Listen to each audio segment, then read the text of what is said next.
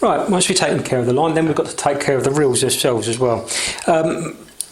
The materials that most of these reels are made out of nowadays for freshwater fishing, you haven't got to worry about rust, which is great. That's one thing. And corrosion, you haven't got to worry about. Saltwater gear is a little bit different. If you're saltwater fly fishing, you've really got to look after these. But the main areas you're going to get problems with these reels after a bit of use off the banks, as you can see on these reels, we'll do a little close-up of these in a minute, is in here. And you've got mud. They're absolutely covered in mud. You're going to get grit inside there. I can feel grit just inside the edge of the spool, and it's just clicking as it goes round. So we're going to take care. We're going to have a little look at the reel and do some very, very basic maintenance again on the reel, just to make things easier when we start up again. There isn't a lot to do to reels and what have you. They're pretty simple pieces of kit, these are. And again, with your bowl of lukewarm water, you're just going to take that, take the reel apart. So you've got the two sides.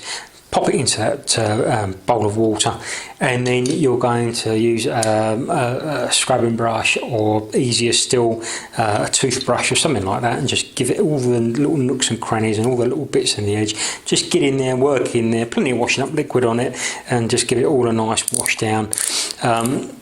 Give that little drag a little bit of a turn and a twist as well when you're in there, just to dislodge any little bits of grit and dirt. It really is the grit you want to get out of this, and the mud. And again, take it out into your cold clean water, quick rinse inside there, won't take long, and put it on the side and let it dry.